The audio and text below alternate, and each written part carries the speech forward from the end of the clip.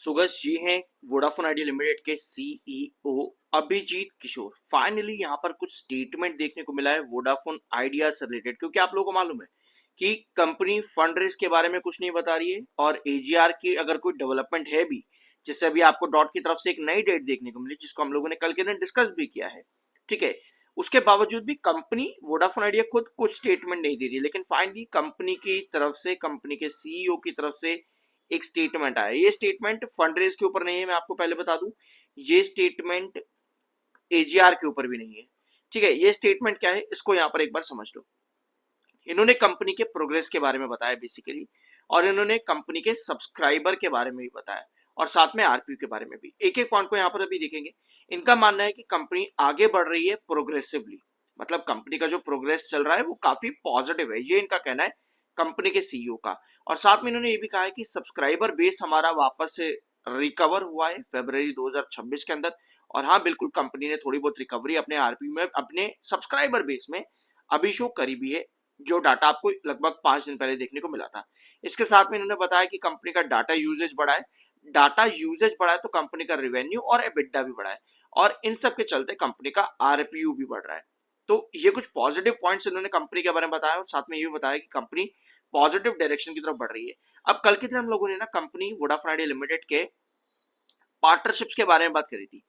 Although partnership, इन्होंने कुछ नई पार्टनरशिप करी है, उसके बारे में इन्होंने ऐसा कुछ नहीं बोला है, लेकिन इन्होंने ये बोला है कि हम अच्छी जगहों पर इन्वेस्ट कर रहे हैं और अपने कॉम्पिटिटर्स के साथ में हम बढ़िया काम करना चाहते हैं। मतलब कि जो हमारे कॉम्पिटिटर्स हैं, रिलायंस जियो या भारती एयरटेल, इनका जो 17 प्रायोरिटी सर्कल्स में ग्रोथ है ना, हम उन 17 प्रायोरिटी सर्कल्स में 99.2% रेवेन्यू जनरेट करना चाहते हैं, बिल्कुल इन्हीं की तरह।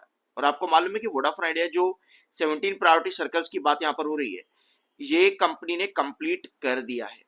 ये कंपनी ने 17 प्रायोरिटी सर्कल कंप्लीट कर दिया। अब कंपनी जा रही है 22 सर्कल्स की तरफ, चूंकि एक नेक्स्ट अचीवमेंट रहेगा वोडाफोन आइडिया लिमिटेड की तरफ, वोडाफोन आइडिया लिमिटेड के लिए। अपार्ट फ्रॉम दिस, इन्होंने कंपनी के केपेक्स में जो कंपनी ने इन्वेस्ट किया था 16,000 करोड़ एफपीओ के अंदर, उसके बारे में भी इन्होंने यहाँ पर मेंशन किया है। और कंपनी ने जितने भी नए ब्रॉडबैंड साइट्स बनाए हैं 1.17 लाख, उसके बारे में भी इन्होंने यहाँ पर बताया है।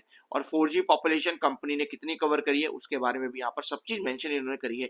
बट ये सारा जो डाटा है ना, जो कंपनी के रिवेन्यूज होते हैं, प्रॉफिट्स होते हैं, उसके रिगार्डिंग यहाँ कंपनी, इन्होंने ना, कंपनी के सीईओ ने किसी पार्टनरशिप के बारे में नहीं बताया, किसी फंड रेज के बारे में नहीं बताया। ठीक है, और ना ही कोई एजीआर के ऊपर डेवलपमेंट इन्होंने दी है। ये तीन चीजें यहाँ पर मिसिंग रही। और मैं आपको बता दूं कि ये एक इंटरव्यू में इनसे पूछा गया, तो वहां पर इन्होंने सब स्टेटमेंट दिए हैं, और साथ में इन्होंने अपने सब्सक्राइबर रिड्यूस जो हुआ है, मतलब कि सब्सक्राइबर गिरना जो रिड्यूस हुआ है वोडाफोन आइडिया लिमिटेड, उसके बारे में मेंशन किया।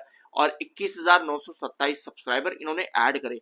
ऑल्दो इसके पहले तक इन्होंने लाखों सब्सक्राइबर्स, मिलियंस ऑफ सब्सक्राइबर खोए हैं वोडाफोन आइडिया लिमिटेड ने। ऑल्दो फरवरी में वायरलेस सब्सक्राइबर 21,927 कंपनी ने ऐड करे हैं, जो कि एक अच्छी बात है। और कंपनी का डाटा बनता है बेस सब्सक्राइबर का 198.4 मिलियन सब्सक्राइबर्स कंपनी के पास बने हुए हैं।